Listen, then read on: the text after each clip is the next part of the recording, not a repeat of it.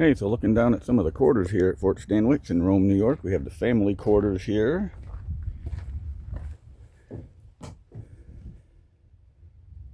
One room, everything a family needed. There's a table for eating, of course, and sitting and doing work. You have the bed on the bottom, bunk bed. That's the adult parent, and then the children will sleep in the upper part. You have a cradle here for the real wee ones. You do their knitting. They have a yarn, a drop spindle here where they wind yarn, drying spices, berries. Of course, the cooking fire here. Ah, yes, a lot of things need to be done at the fort. Haha, laundry was a blast. Wash the clothes on there. Get these shirts nice and white. Learning was always an essential here. Learning the letters, the ABCs, and there are 3 R's. There's some onions here and yolk.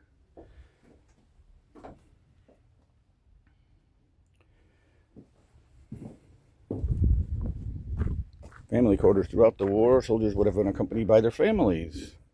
They had no other way of supporting them. Later in the war, it became common for officers running low on assets to have their families also join them.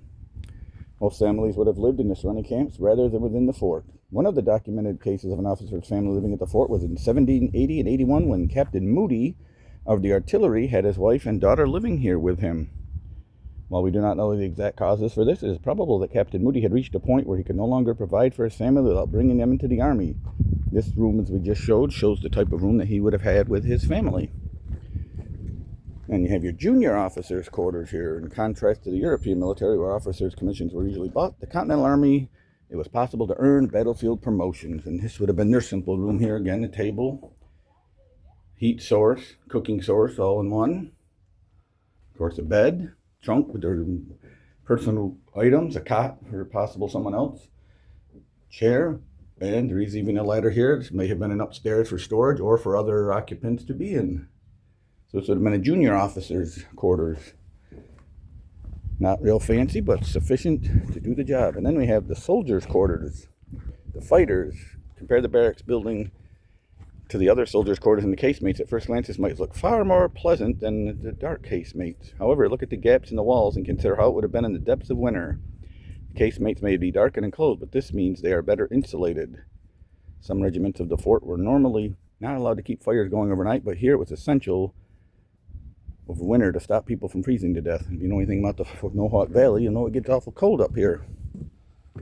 Hi, how are you? Pretty good. How's it going today? Good. Welcome to the soldiers' quarters, a soldier's home away from home.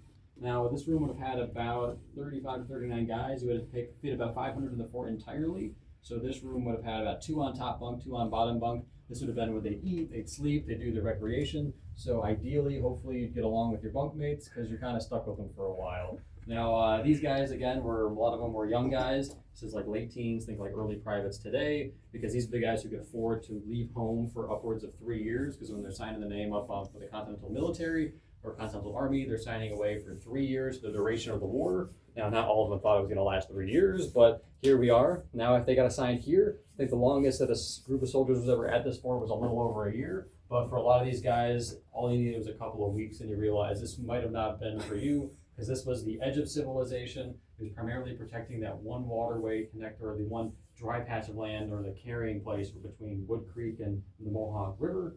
And ideally, it was pretty much protecting that. So, people were trying to come out of Canada around the Great Lakes. They couldn't get an easy shot over to the Atlantic Ocean. Now, a lot of these guys, when they signed up for a bunch of different reasons. One was promise of pay, which was promised. Of course, Congress was kind of broke at this time. They spent all their money to start the war. So a lot of what they paid was in what was called promissory notes. So a lot of these soldiers could technically use it to buy things from like local settlers and traders, but they would usually be charged triple or quadruple the price because, again, it was a very unvolatile currency. So a lot of soldiers learned pretty quick on that it was better use not as money but as toilet paper, which was pretty funny. So a lot of these soldiers, unfortunately, didn't really get paid until closer to 1800 when Congress finally was able to have the funds to pay the veterans of the Revolution. A bunch of other reasons they fought was for patriotism. Now, if you came here during the big siege of 1777, patriotism might have worked for you because you really got to, fight for 3 weeks and hold the ground, and you're the only force that didn't surrender. But outside of that, pretty much your day was stuck just doing chore duty or fatigue work, guard duty and drill duty, and that was pretty much what you were doing. And drill duty could be anywhere between 8 hours a day and like 4 hours a day or 2 hours a day, depending on how good you were, whether you're part of the grand squad, the awkward squad, or the extreme awkward squad, as they were called. And then, of course, the last thing people signed up for, of course, was promise of food, which, of course, you see. Thankfully, they never ran out of food here at this specific fort. Now, were they great at storing it all the time? Not necessarily. I know I read some documentation that said that sometimes they just took the new barrels and put them in front of the old barrels. So I'm sure if you get to the end, you're kind of having some little bit of rank food. But of course, as you see behind you, the fireplace was not only just used for heat, but also your kitchen. Of course, with 39 guys in here, you don't want to be the 38th guy in line to get food. So a lot of times they combine their daily rations of some meat, some bread, and a little bit of rum. And usually they make a big pot of stew for everyone to share, so no one has to like wait in line while everyone else is eating and having a good time, which is pretty fun.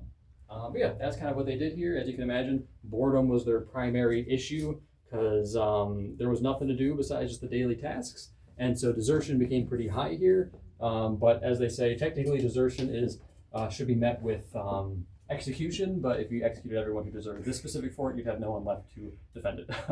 So everyone, they usually be brought back, and if they were repeat offenders, maybe down the line, whipping posts and execution, but usually at the start, it was a lot more lenient.